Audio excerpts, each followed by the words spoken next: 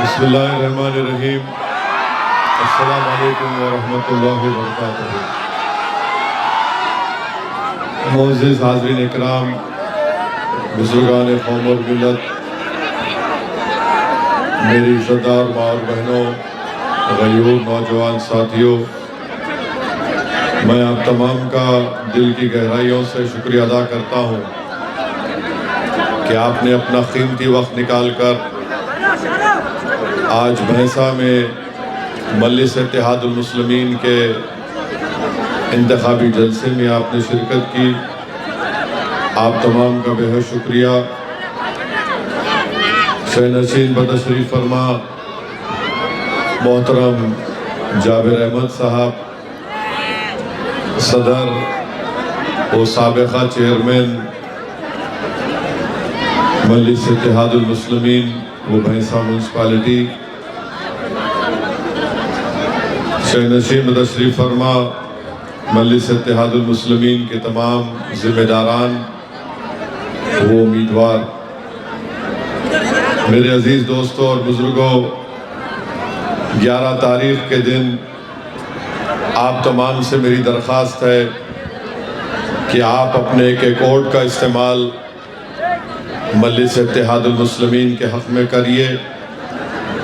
और जैसा कि आप जानते हैं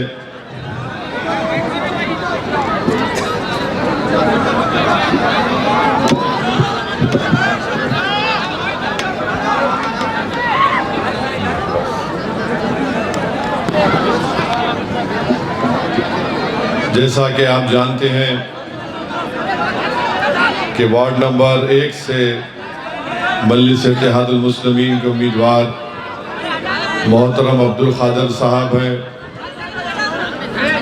वार्ड नंबर 2 से मोहम्मद आमिर अहमद साहब हैं। वार्ड नंबर 3 से मोहतरमा तबस्सुम बेगम साहिबा। वार्ड नंबर 5 से मोहतरमा नेहा सीनिन। वार्ड नंबर 6 से मोहतरमा गंगा सागरा। वार्ड नंबर 7 से मोहतरमा जे नीला साहिबा। वार्ड नंबर 13 से मोहतरमा दागदे नम्रता। वार्ड नंबर 15 से मोहतरमा फरजाना बेगम साहिबा। वार्ड नंबर 16 से भैंसा के सदर फैजुल्ला खान। 17 से मोहम्मद नज़ीर अहमद। 18 से मोहतरमा खदीरा बेगम साहिबा। वार्ड नंबर 19 से मोहतरमा रोहा सुल्ताना साहिबा।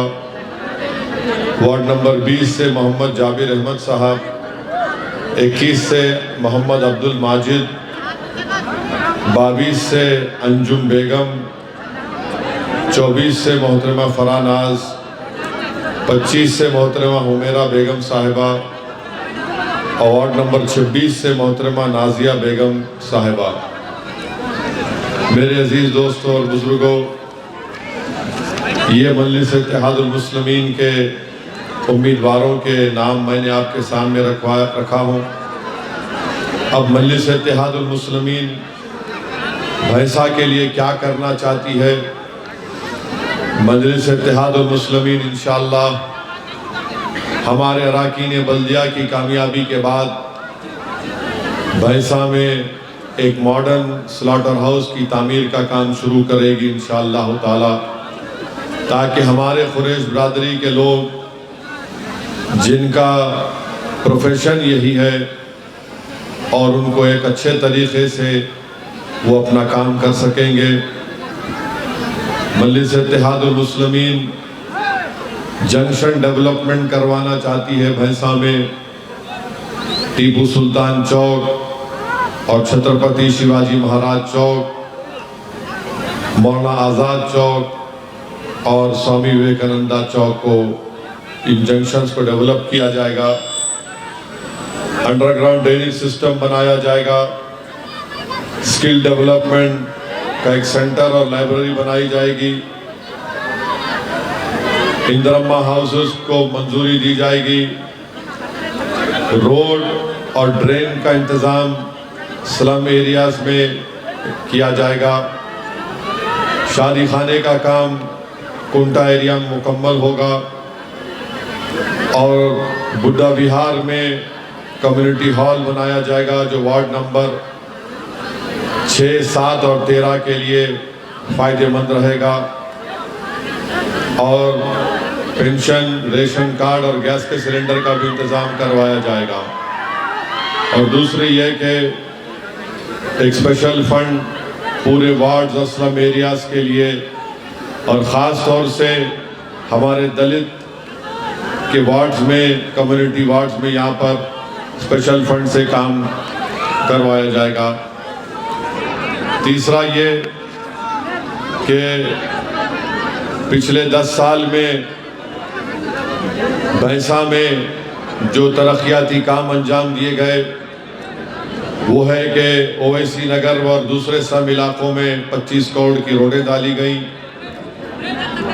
ड्रेन और स्टॉर्म वाटर ड्रेन तमाम वार्ड्स में भैंसा के 15 करोड़ की लागत से काम करवाया गया।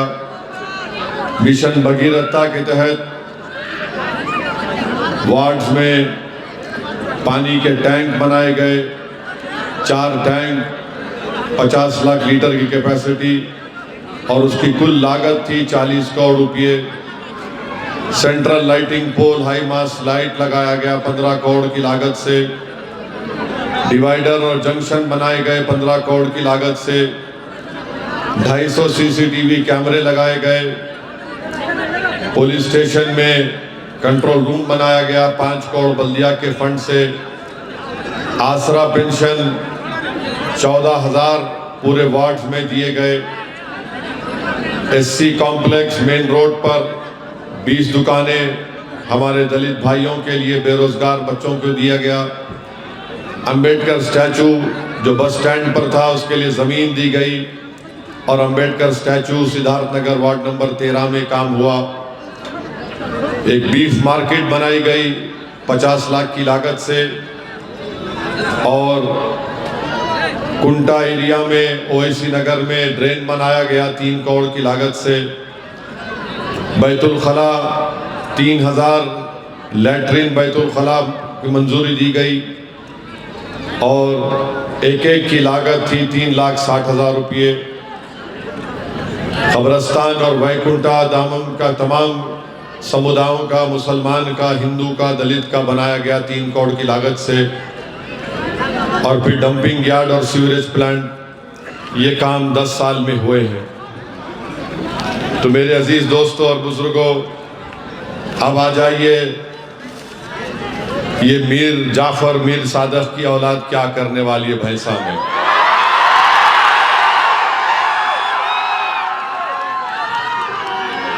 एक बात याद रखिए आप, इस मुल्क को आज़ादी जब जंग लड़ी जा रही थी ना,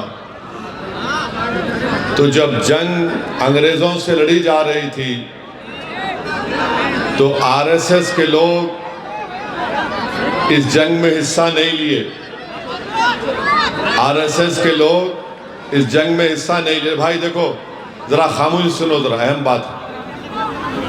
मैं बहुत दूर से फिर के आ रहा हूँ, जावेद साहब के हस्ते आया मैं। आप ज़रा आराम से बैठो। हाँ, अरे तुम ठहरो जी, तुम भी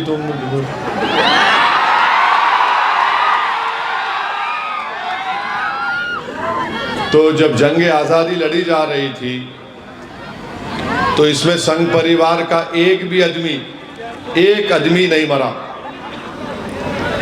RSS का एक भी आदमी जंग आज़ादी में अंग्रेज़ों की गोलियों से नहीं मरा।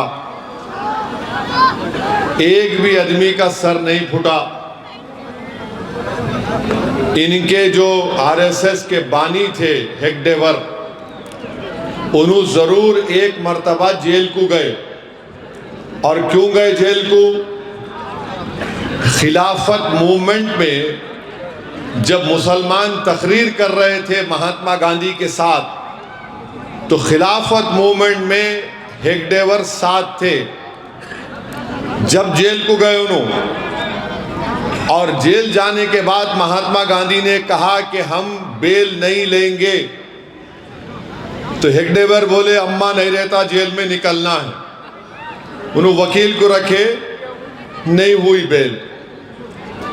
और जब हेगडेवर जेल को गए थे उनका वजन कम था, जब जेल से बाहर निकले तो वजन बढ़ गया उनका, कपड़े टाइट हो गए थे, आ रहे नहीं थे उनको। अंदर जेलर से मिलके गपागप अच्छा खा रहे थे। कोई एक मिसाल आरएसएस नहीं दे सकती कि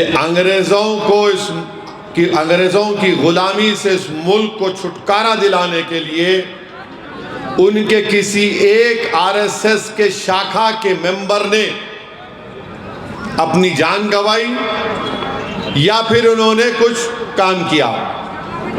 ये ऐसे बांकड़े पहलवान हैं। ये दूसरा ये कि अभी हम सुने हमारे वजीर आजम तकरीर में बोले कि सोमनाथ की मंदिर को जो लोग लूटे वो आज भी भारत में है, यानी उनका इशारा हमारे तरफ था। मगर मोदी जी को ये नहीं मालूम कि हम पूरों का पढ़ के आते।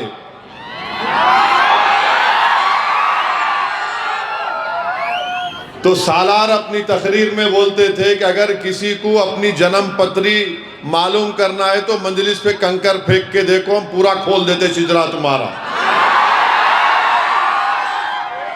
1950 के ऑर्गेनाइजर मैगजीन में गोलवालकर, जिसको मोदी अपना गुरु बोलते, उन्होंने उसमें ये लिखे, अच्छा हुआ लाया मैंने तो बोलते नहीं लाया, ये कागज है। आरएसएस वालों तुम्हारे को रात में नींद नहीं आती। अब जनवरी 4, 1950 का गोलवालकर का बयान ऑर्गेनाइजर मैगजीन में है कि वो लिख रहे, क्या लिख रहे, हाँ बैठो जी, बैठो बैठो। उन्होंने क्या, अरे गेम बदल देंगे जी पूरे पैसे में। उन्होंने क्या बोल रहे कि महमूद गजनवी सौराष्ट्र के लोगों को अपने साथ लिया और महमूद गजनवी ने जब सोमनाथ की मंदिर पे हमला किया तो उनके साथ हिंदू लोग थे और सोमनाथ की मंदिर को लूटा गया और उसमें साथ देने वाले हिंदू थे। हम मोदी जी से और आरएसएस के जो लोग आज विड्रॉ हो गए, मेरे आने से पहले विड्रॉ हो गए। उनको मालूम था मैं आने से पहले भाग जाना। तो अब ये सच है या झूठ है, बोलो। ये सच है।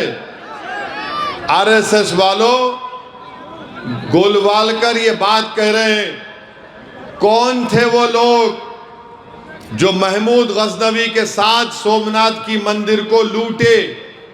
उनका नाम बोलो। आप नहीं बोल सकते।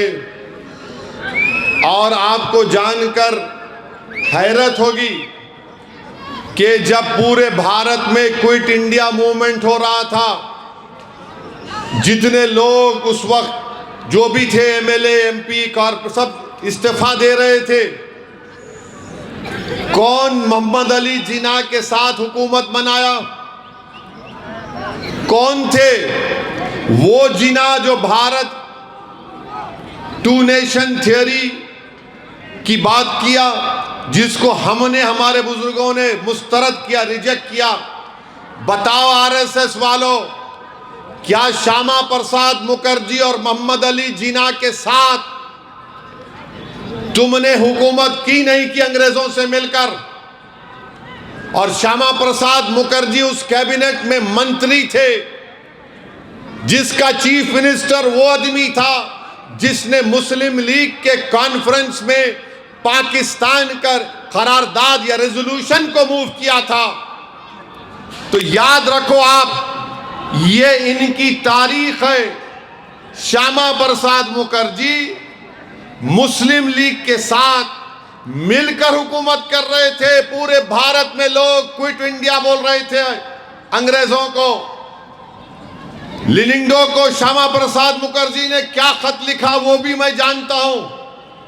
मगर आपको इनकी तारीख बता रहा हूं। और मेरे अजीज दोस्तों और बुजुर्गों, आज जो भैंसा में अभी जाबिर साहब बोले कि वार्ड नंबर 24 में यहां पर आरएसएस के लोग, हिंदू वाहिनी के लोग एक आजाद को सपोर्ट करो बोल के बोल रहे, और यहां पर कांग्रेस भी नहीं है। यानी ये पूरे तेलंगाना में भैंसा एक वाहिद जगह है जहां पर कांग्रेस पार्टी भैंसा की ओपनली आरएसएस को बोल रही I love you.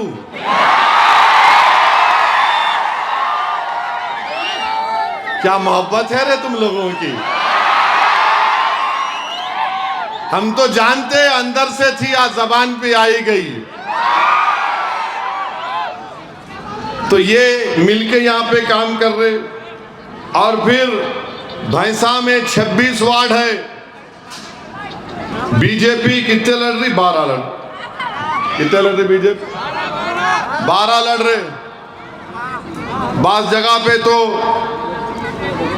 BJP Congress मिलके एमआईएम से लड़ रहे हैं। वार्ड नंबर 15 में यहां पर अपना कैंडिडेट बीजेपी विड्रॉ कर लेती है और बोलती है कि कांग्रेस के कैंडिडेट को वोट दे दो। वार्ड नंबर 22 में एमआईएम के कैंडिडेट को रोकने के लिए वहां पर अपना कैंडिडेट, वार्ड नंबर 26 में भी बीजेपी अपना कैंडिडेट विड्रॉ कर लिए। वार्ड नंबर 24, 25, 26 में बीजेपी अपना कैंडिडेट उठा लिए और उनको बोल रहे इंडिपेंडेंट का साथ दो। अब मैं ये इंडिपेंडेंट से पूछना चाह रहा हूं, बेटा तू कर रहा क्या आजकल? 11 को तो इलेक्शन हो जाता ना, उसके बाद क्या होगा तेरा कालिया? कहीं को कर रहा है बेटा, आजा, मैं तेरे गले से लगाने तैयार हूं, आजा तू। कुछ होने वाला नहीं है, खामखा सर फोड़ रहे तुम। और ये बीजेपी कांग्रेस वालों, याद रखो तुम्हारी ये लव स्टोरी को पूरे भारत में बोलूंगा मैं अब। 2026 love story of Congress and BJP in भैंसा। क्या है ये? एक जाबिर चेयरमैन नहीं बनना, पूरे एक हो गए, मनम मनम बकटी। ये क्या है बाबा? ये सेकुलरिज्म है। अच्छा, आपको मालूम कांग्रेस का एक कांग्रेस पार्टी का रेजोल्यूशन है, मेरे ख्याल से लाहौर में एक रेजोल्यूशन हुआ था आजादी से पहले, जिसमें कांग्रेस पार्टी का वर्किंग कमेटी का रेजोल्यूशन ये बोलता है कि कोई कांग्रेसी आरएसएस का मेंबर नहीं बन सकता। मैं पूछना चाह रहा हूं, तुम किस बुनियाद पर यहां पर बीजेपी से हाथ मिला के इलेक्शन लड़ रहे?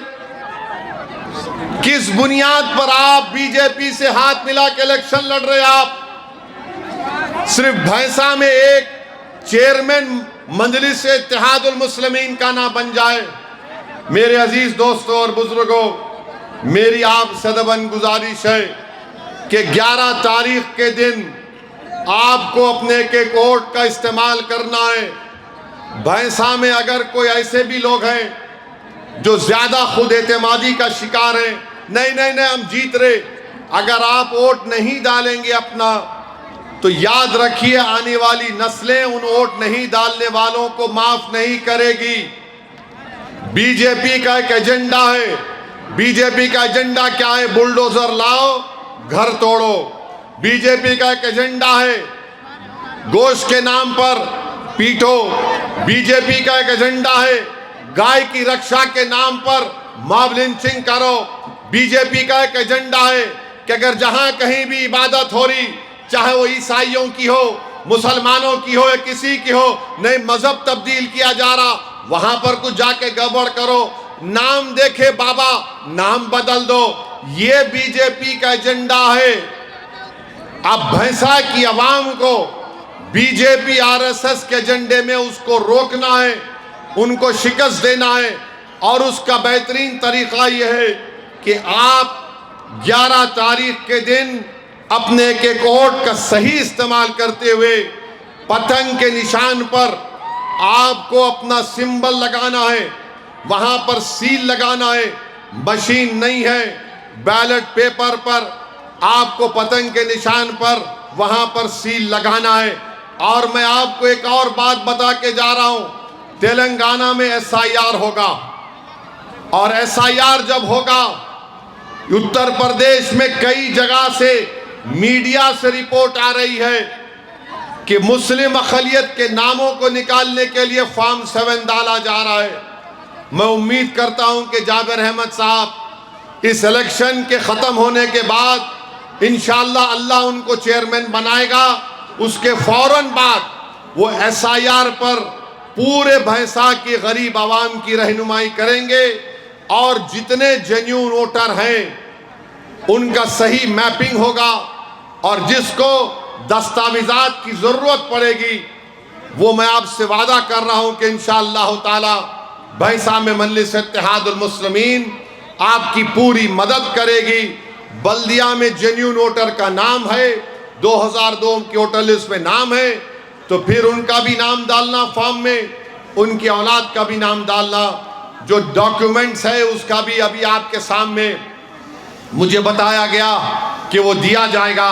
मेरी आपसे एक ही अपील है कि बीजेपी आरएसएस कांग्रेस की साजिश का शिकार मत होइए। क्यों एक भैंसा से दुश्मनी क्यों है?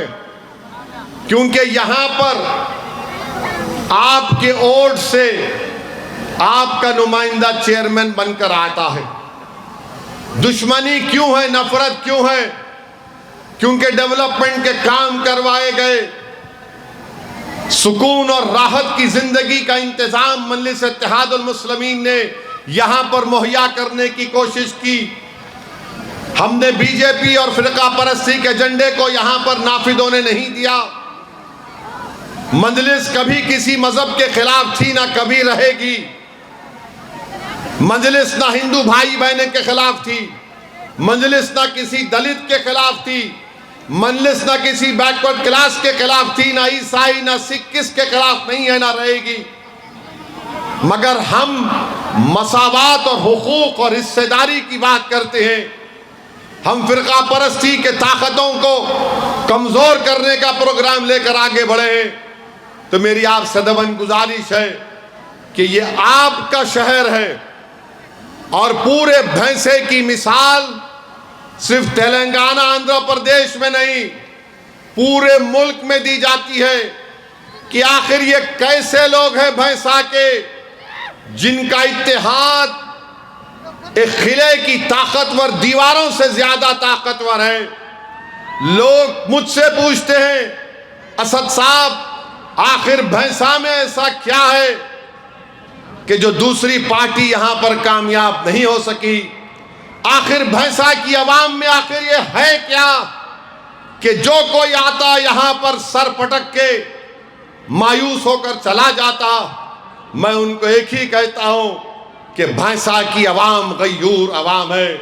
भैंसा की आवाम जालिम को पहचानती है, भैंसा की आवाम गद्दारों को पहचानती है, भैंसा की आवाम फिरका परस्ती की ताकतों को पहचानती है, भैंसा की आवाम हिंदू मुस्लिम इत्तेहाद के जो खिलाफ है उनको पहचानती है। भैंसा की आवाम अपने वोटों से अपनी लीडरशिप को चाहती है, और वो कभी भी उस किले को कमजोर नहीं करेंगे जिसको हमारे बुजुर्गों ने अपने खून और अपने आंसुओं से, अपने दुआओं से इसको ताकतवर बनाया।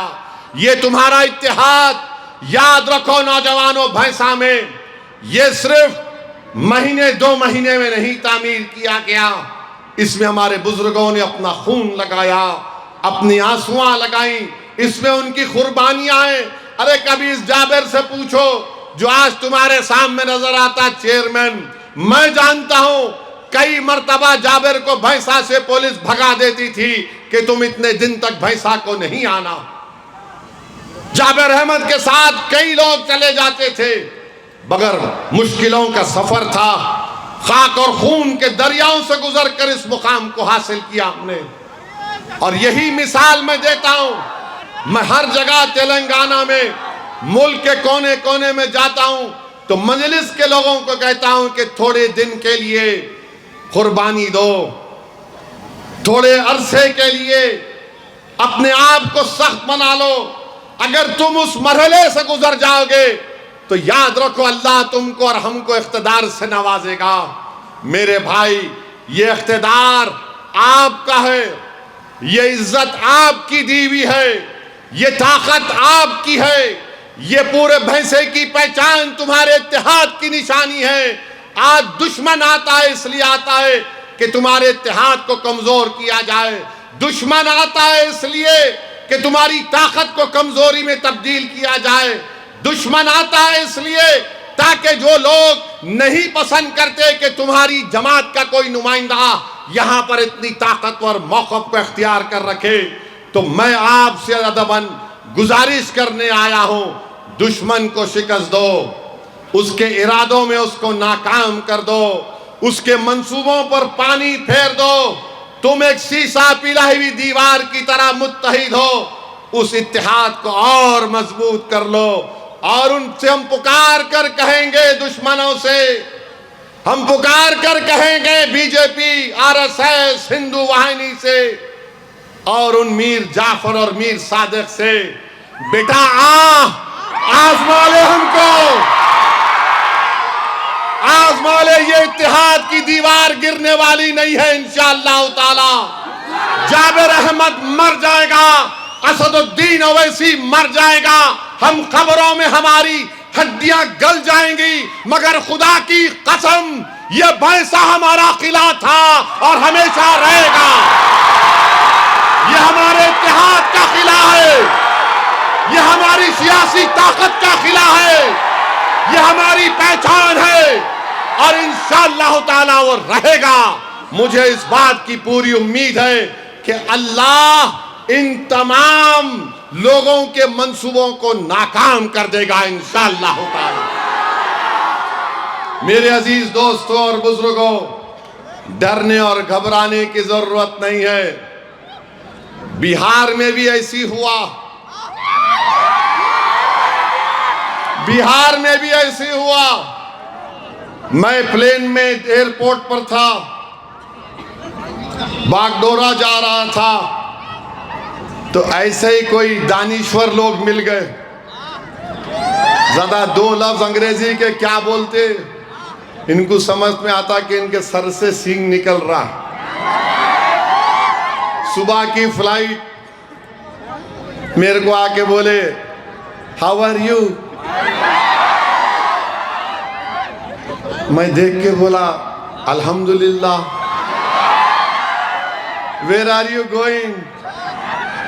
मैंने कहा वेर एवर अल्लाह विल्स। फिर बोले आप गालिबन आप, मतलब वहां नहीं, अभी नहीं है वो टाइम, वो नहीं जानते, अल्लाह जानते। नहीं आप बिहार, मिला हाँ बिहार जा रहा हूँ। मिला चलो लाइन आ गई। अब शुरू हो गए नु, बाद लोग छोड़ते नहीं, देखो आप कमेंट्री पे लग जाते। क्या होगा बिहार में, कुछ भी नहीं होता। खामोश बैठा, मैंने जान दो भाई, अख्तियार है बोलने का, बोलने दो। एक बार बोले, दो बार बोले, तीसरी मरतबा में मेरे को बोले नहीं गठबंधन को वोट पड़ रहा और बीजेपी और गठबंधन में ही मुकाबला है। मेरा होगा भाई आपकी सोच, मैं क्या बोलने, आप कुछ बोल रहे नहीं। मैं बोला क्या बोलूं तुम्हारे को, मैं तुम्हारे से क्या बात करूं। तुम मेरे 4 MLA तोड़ लिए, मगर जो रिश्ता मजलिस ने सीमांचल की आवाम से बना लिया, जिस तरह का रिश्ता भैंसा ने मजलिस से अपना लिया, मिला उसमें कुछ फर्क नहीं पड़ा। आप लाख कर लो, हम जीत रहे। बोले नहीं आप बेकार वक्त खराब कर रहे, आप इतने पढ़े लिखे हैं। मैं जब मेरा दिमाग फिर गया, बोला तेरे लिए नहीं पढ़ा मैं, मेरे मरहूम वालिद ने मुझसे कहा जाओ बैरिस्ट्री की डिग्री लाओ, इस गरीब अवाम की खिदमत करना है। मैं उसके लिए पढ़ा। मिला तेरी मुंह से तारीफ सुनने के लिए नहीं डिग्री लिया मैं। मिला आप ज़्यादा बात नहीं करना, प्लेन में कुर्सी में बैठो, प्लेन उड़ेगा, प्लेन लैंड करेगा, हम जाके जीतेंगे। और तुम्हारे पूरे जो तुम जो बातें कर रहे ना, पूरे के पूरे नहीं बोलता मैं यूं, अरे अरे ऐसा बात कर रहे, अरे मिला सुबह सुबह तुम क्या लगा लिए बाबा? वहां गए बिहार में सब ऐसी बोल रहे, नहीं नहीं नहीं, मुझे हैदराबाद की बिरयानी नहीं पकती, कुछ नहीं है यहाँ पे गठबंधन, यहाँ पे वो सरकार बदलना है। बीजेपी वाले बोल रहे कुछ नहीं होगा, ओवैसी खत्म, जनाजा निकल गया। हम एक दिन दो दिन सुने, आखिर में बोला सुनो, यहाँ पर इंशाअल्लाह ताला मजलिस जीतेगी और ऐसी जीत हासिल करेंगी कि हम गेम बदल देंगे इंशाअल्लाह ताला, पूरा गेम बदल देंगे। तो आपको भी 11 तारीख को बीजेपी, कांग्रेस, आरएसएस, हिंदू वाहिनी, ये मीर जाफर, मीर सादिक का गेम बदलेंगे। तो जोर से बोलो, 11 के दिन गेम बदल देंगे, गेम बदल देंगे। अब नियाती रात में नहीं लोगों को, अब नियाती किसको बुलाते बुला लो। अमित शाह सुना 8 तारीख को आ रहे, निर्मल को, उनको ही बुला लो, यहाँ पे कुछ भी नहीं होने वाला है, कुछ नहीं होने वाला है। आप देखो ये कैसे लोग हैं, नहीं इनको इंडिपेंडेंट को सपोर्ट करेंगे, उनको वो करेंगे, कुछ भी नहीं होने वाला। ये पूरे के पूरे इंशाअल्लाह ताला अपनी जमानतों को अल्लाह जब्त करवाएगा इन लोगों की। और मैं नौजवानों को बता रहा हूँ, मैं बचपने से अपने मरहूम वालिद के साथ, जब मेरी उम्र 12 या 13 साल की होगी, हम लोग भैंसा को आ रहे, कभी आते थे तो कभी जाबिर साहब या तो जेल में मिलते थे या फिर मालूम होता कि शहर बदर कर दिए गए। वो डाक बंगला शायद आज भी है, वो डाक बंगला आज भी है मेरे भाई। मैं आपको बात कर रहा हूं, 40 साल के ऊपर की बात कर रहा हूं। मैंने अपनी आंखों से देखा कि मेरे मरहूम वालिद, मेरे कायद, लाइट बंद हो जाती थी तो चद्दर लाकर उस डाक बंगले के, बड़ा चबूतरा भी है नहीं मालूम मेरे को, उस चबूतरे पे कायद चादर बिछाकर सो जाते थे, क्योंकि हम आदी नहीं थे। मैं देखता था कि मजलिस के रहमत हुसैन जैदी मरूम, अल्लाह उनकी मग़फ़िरत करे, और मोहतरम अहमद पाशा कादरी साहब सालार के साथ जाते थे। मेरे भाई ये मुश्किलों का सफ़र था, तब जाकर ये सब मुकाम हासिल हुआ। और आज जितने लोग इलेक्शन लड़ रहे, मैं इन सब से बोल रहा हूँ, खबरदार, तुम मजलिस से बढ़ के नहीं है, याद रखो। और तुमको याद रखना है, तुम जीतना आसान है, वफादारी करना बहुत बड़ा मुश्किल काम है। वफादार रहो जमात के। मैं वो जमाना भी मुझे याद है कि निर्मल के बाद जो गांव मिलता था, कई किलोमीटर तक कोई होटल नहीं, आरमूर तक कोई होटल नहीं थी। मुझे अच्छी तरह याद है, सालार की जीप में मैंने अपनी आंखों से और अपने कानों से सुना कि किसी जगह पर अगर जीप में पेट्रोल डालने के लिए रुकते तो रहमत हुसैन जैदी साहब और अहमद पाशा कादरी साहब सालार को पेट्रोल पंप से ले जाकर होटल पे रोक के हल्लू ये लोग टहलने जाते थे सिगरेट पीने के लिए। और अगर उस दुकान पर कोई एक मुसलमान मिल जाता तो उसको बोलते, भाई मजलिस को मनाओ, मजलिस की रुकने साजी करो, मजलिस को, पार्टी को मनाओ। देखो हमारे कायद सालार आए। वो बेचारा शख्स दौड़ के आकर मिलते थे सालार से। मेरे भाई ऐसा कर कर के पूरे तेलंगाना में मजलिस इत्तेहादुल मुस्लिमीन को सालार मिल्लत ने, रहमत हुसैन जैदी ने, शेख मोहम्मद अख्तर ने सैयद अहमद पाशा कादरी ने, इन लोगों ने बहुत नुमाया रोल अदा किया। आज कोई इस दुनिया में नहीं है। आज पाशा चले गए। मैं आपको बताऊं कि मैंने मजलिस इत्तेहादुल मुस्लिमीन ने अपने शरीक मोतमद को खोया है, मगर मैं एक ऐसे शख्स से महरूम हो गया जो मजलिस के उस दौर को भी देखा था जब लोग सिर्फ साइकिल या मोटरसाइकिल पर दारुस्सलाम को आते थे।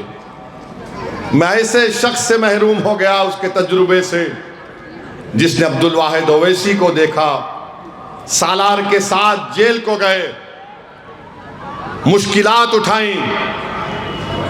बिदर के 16 सुतून की मस्जिद में अहमद पाशा कादरी 3 या 4 महीने से ज्यादा जेल में थे।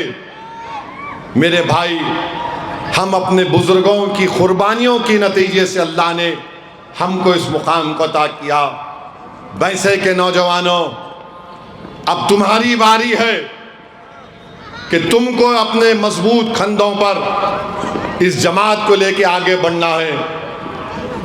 नहीं मालूम मेरी जिंदगी का चिराग कब बुझ जाए, अल्लाह जानता है, मगर मेरी एक ही ख्वाहिश है। मैं हमेशा अल्लाह से दुआ करता हूं कि रब्बे करीम, हक तो यह है कि हक अदा ना हो सका, तूने बेशुमार नेमतों से मुझे नवाजा।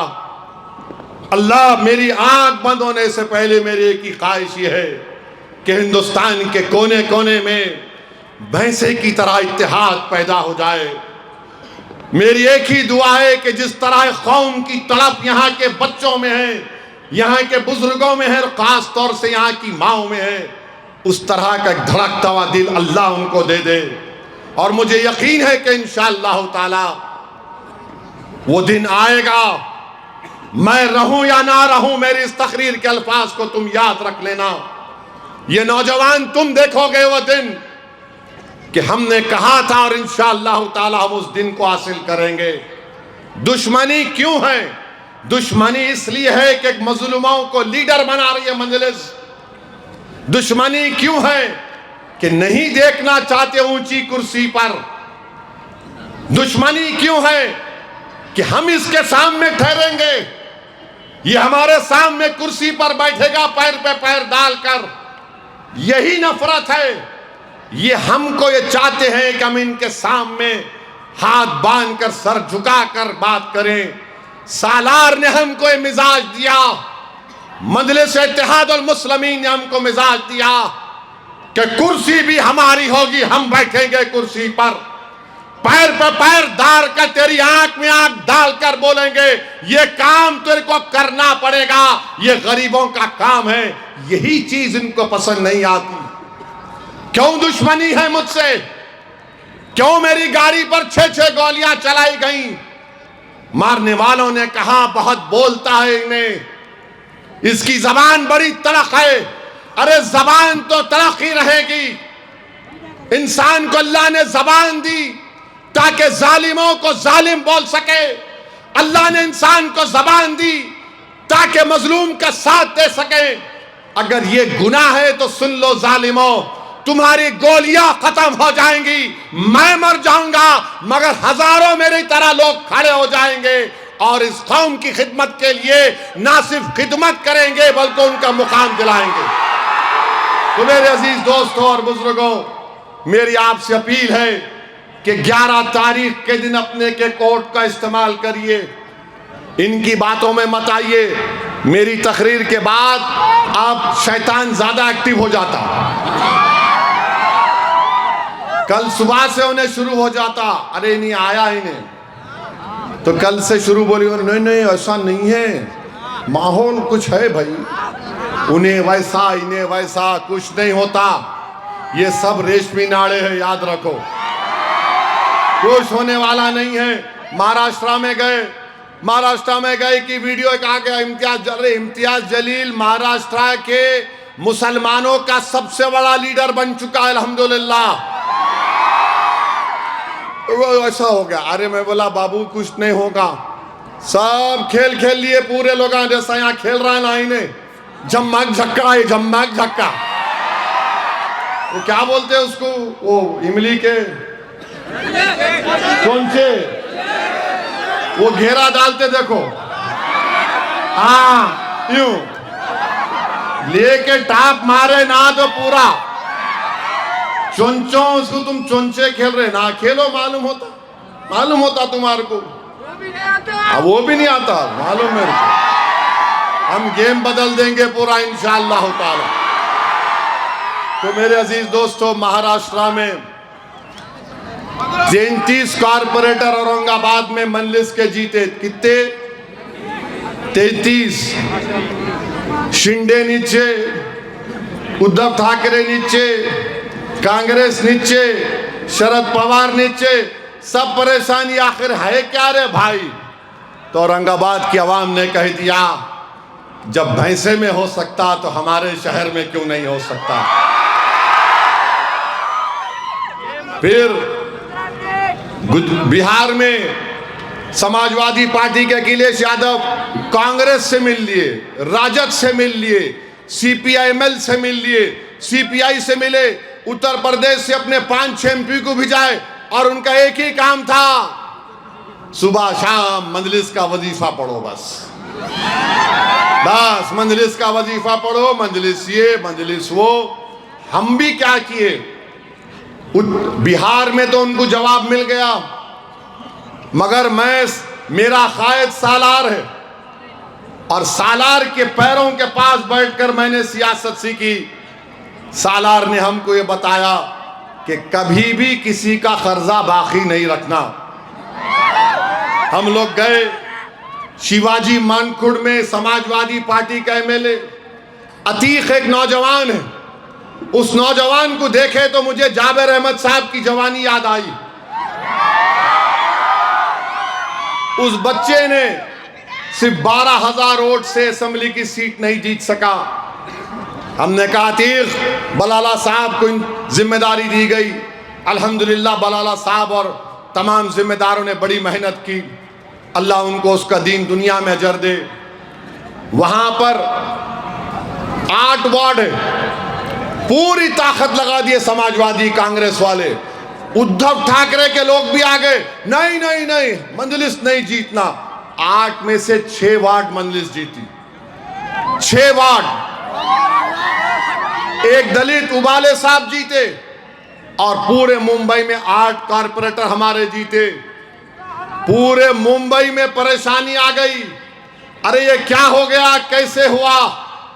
और लोग हमको फिरका परस्त बोलते। हैदराबाद को मेरे पास आए, वो 8 कारपोरेटर आकर बोले कि साहब किसको फ्लो लीडर बनाना हम मुंबई की बल्दिया में? मैंने कहा मेरा दिल बोलता है ये दलित नौजवान है, उबाले साहब को लीडर बनाओ। आज मुंबई में, मुंबई की बल्दिया में अगर कोई लीडर है मजलिस इत्तेहादुल मुस्लिमीन का, तो उसका नाम उबाले है, जो दलित है, दलित लीडर है। बोलो अब तुम क्या बोलते इसको? मेरे अजीज दोस्तों और बुजुर्गों, बिहार में कामयाबी मिल गई। महाराष्ट्र में अल्हम्दुलिल्लाह 125 कारपोरेटर म्युनिसिपल कारपोरेशन में कामयाब हुए। 80 म्युनिसिपैलिटी में 1.5 महीना पहले कामयाब हुए। तो करीब मजलिस के 200 कारपोरेटर हैं पूरे महाराष्ट्र में, इम्तियाज जलील की क़ियादत में। तो मेरे अजीज दोस्तों और बुजुर्गों, 11 तारीख के दिन अपने एक वोट का सही इस्तेमाल करिए। जहां पतंग का निशान दिखा वहां पर ठप्पा मारिए, अपने इत्तेहाद को बचाइए, उसको मजबूत करिए। और ये लोग जो आए हैं ये सिर्फ कोशिश कर रहे हैं, इंशाअल्लाह ताला अल्लाह इनको शिकस्त देगा। मुझे पूरा यकीन है आप पर कि आप यहां पर भारी अक्सरियत से पूरे मजलिस के अराकीन बल्दिया को कामयाब करेंगे। और मुझे जानकर बड़ी खुशी हुई कि 3 ऐसे वार्ड हैं ओपन कैटेगरी के हैं, खवातीन के लिए महफूज हैं। यहाँ पर मजलिस ने हमारी दलित बहनों को यहाँ से उम्मीदवार बनाया है। मैं हमारे दलित भाइयों को, बहनों को, बल्कि बैकवर्ड क्लास के हमारे हिंदू भाई बहनों को कह रहा हूँ, मोदी बोलते हैं ना कि सबसे बड़ा बैकवर्ड क्लास का नेता मैं हूँ। यूजीसी के रेगुलेशन बनाए गए कि किसी यूनिवर्सिटी कॉलेज में भेदभाव नहीं होगा, अक़लियतों से, बैकवर्ड क्लास से, दलित से, आदिवासी से। सुप्रीम कोर्ट में कोई चैलेंज किए, स्टे कर दिए। ये ऐसी हुकूमत है जो सुप्रीम कोर्ट को ये नहीं बता सकी कि रोहित वेमुला को क्यों मौत हुई थी। रोहित वेमुला की हैदराबाद सेंट्रल यूनिवर्सिटी में, महाराष्ट्र में एक मुसलमान डॉक्टर बच्ची आदिवासी थी, उसकी मौत क्यों हुई। हमारे बैकवर्ड क्लास के भाइयों से कह रहा हूं, तुम मुझसे नफरत करो, मुझे कोई इसकी फिक्र नहीं है, मगर कभी ये तो पूछ लो मोदी से कि जो रेगुलेशन बनाया गया था इंसाफ के लिए, सुप्रीम कोर्ट ने उसको स्टे क्यों दिया। अरे कभी चश्मा उतार कर देखो हमारी नफरत का, तो तुमको अंदाजा होगा कि हमारा दिल तुम्हारे लिए धड़कता है। मगर अगर तुम नफरत का चश्मा लगा कर देखोगे तो फिर उसका इलाज मेरे पास नहीं है। मेरे भाई, ये मैं आरएसएस बीजेपी के लोगों से पूछना चाह रहा हूं। ट्रंप हमको बोलता है, वो गोरी चमड़ी वाला, कि भारत ऑयल तेल किससे खरीदेगा। ट्रंप बोल दिया मोदी को, रशिया से मत खरीदो। मोदी बोल दिया यस सर। ट्रंप बोल दिया वेनेजुएला से खरीदो, ओके सर। चाइना ने 80% हथियार वो जालिम पाकिस्तान को दिया। अब मोदी बोल रहे चाइना को, रेड कारपेट आओ, पैसा लगाओ।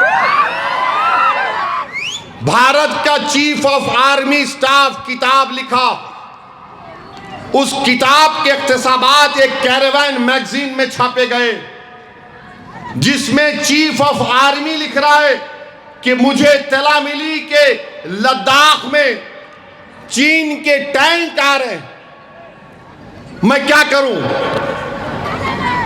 मोदी को बोले, डिफेंस मिनिस्टर को बोले, एनएसए को बोले, जितने बड़े बड़े लोग पूरों को बोले, अरे आ गए, आ रहे हैं। तो मोदी की तरफ से क्या जवाब आया, जो उचित है वही करो। हाँ बोलो, यहां बड़े डराते हमारे को। अबे वहां पे क्या हुआ। मोदी जी बोले जो उचित है वो करो। ये क्या बात हुई, ये क्या बात हुई बताओ आप, जो उचित है वो करो। अरे बोलना था, मार के उखाड़ के भगाओ उन लोगों को। बल्कि मोदी जी तो मिलिट्री के ऑपरेशन में एक्सपर्ट है, मालूम आपको, याद है, याद है, किसको याद है। फैजुल्ला, तुमको याद है नहीं? फैजुल्ला हंसे तो कितना अच्छा दिखते जी।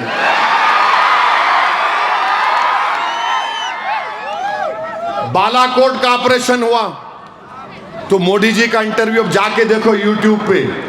मोदी जी बोल रहे, फौज ने मुझसे पूछा, मैंने कहा बादल है, बादलों का सहारा लेकर पाकिस्तान पर सर्जिकल स्ट्राइक कर दो। मोदी जी बादल को देख के बोले हमला कर दो। माने मोदी जी को शायद नहीं मालूम कि प्लेन का जो रेडार रहता है वो दुश्मन को मालूम होता था, मगर मोदी जी बोले बादल है, मैं बादल देख रहा हूं दिल्ली से, बादल। अरे जब आप बादल देख के बालाकोट का स्ट्राइक करो बोले, यहां पे आप क्या बोल दिए, जो उचित है वो करो। मेरे दोस्त जो मंदलिस की दुश्मनी में काम कर रहे हैं, भारत के लिए जो उचित होगा वो करना पड़ेगा। भारत की एक एक इंच जमीन हमारे लिए कीमती है। नेताजी सुभाष चंद्र बोस ने, हैदराबाद के मौलवी अलाउद्दीन ने अपनी जानों की कुर्बानी इसलिए नहीं दी कि हमारी एक इंच जमीन पर कोई चीनी या पाकिस्तानी कब्जा करने की नजर उठाकर देखें। बताओ 56 इंच का सीना बोलने वालों, अब बोलो, अब बोलो। अब कुछ नहीं बोलेंगे, मैं नहीं बोल रहा हूं, वो जनरल साहब बोले। मेरे पे आके कल केस नहीं बुक करना, मेरी तकरीर के बाद जाके नहीं बोलना वो आए थे भड़काऊ भाषण दे के गए, अरे कैरेवैन मैगजीन में जर्नल के नाम के साथ लिखा गया। अगर तुमको तकलीफ है उनसे जाके पूछो, मगर उस पे भी कोई जवाब नहीं देंगे। मेरे भाई जो राष्ट्रवाद की बात करते हैं, ट्रम्प बोल रहा कि हम ईरान में गवादार पोर्ट नहीं बनाना। क्यों नहीं बनाना? अगर हम वो पोर्ट बनाएंगे तो ईरान से अफगानिस्तान में जाएंगे हम, फिर ताजिकिस्तान, उज्बेकिस्तान, तुर्कमेनिस्तान में, कजाकिस्तान में हम जाएंगे। भारत की ताकत और इन्फ्लुएंस को बढ़ाना है। ट्रम्प बोला नो गवादार पोर्ट। मोदी जी बोले आपका हुक्म आका। और वही ट्रम्प चाइना को नहीं बोलता कि ग्वादार पोर्ट नहीं बनाना। ये छाबार ये जो चाइना बना रहा है पोर्ट वहां पे पाकिस्तान में, वहां पर नहीं बोलते। हमको बोलते हैं कि वहां पर आप अपना पोर्ट मत बनाइए। चीन, पाकिस्तान हमारी जमीन पर अक्साई चीन जो भारत का हिस्सा है, वहां से पैसा लगाकर वो ग्वादार पोर्ट पर बना रहा है। हमको बोले छाबार पोर्ट आप नहीं बनाना। अरे क्या फॉरेन पॉलिसी है? अरे हम तो 200 साल के अंग्रेजों की गुलामी को छुटकारा दिलाए कि गोरी चमड़ी वाला हमको आर्डर ना दे। आज ट्रम्प बोल रहा है कि 500 बिलियन का ट्रेड होगा, यानी भारत से जो सामान जाएगा एक्सपोर्ट से 18% टैरिफ, अमेरिका से जो आएगा उस पर 0%। ये क्या इंसाफ है बताओ आप? ये मैं नहीं कह रहा हूं, ट्रम्प की व्हाइट हाउस की प्रेस सेक्रेटरी का वीडियो है। बोलो बीजेपी आरएसएस वालों, ये तुम्हारी देशभक्ति है कि गोरी चमड़ी वाला बोलेगा कि हम तेल किससे खरीदना, कल गोरी चमड़ी वाला बोलेगा कि सांस कब लो, सांस कब बतलो। अरे राष्ट्रवाद का मतलब यह है कि जो भारत का हुक्मरान होगा वो किसी माइकल लाल को नहीं सुनना चाहिए।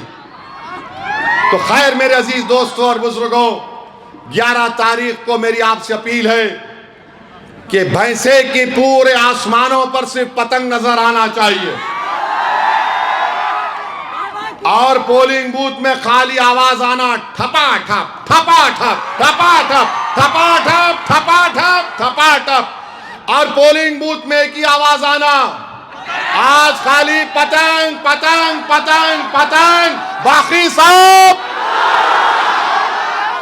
और हम कैसा डालना पतंग को? शादी में से डाल के।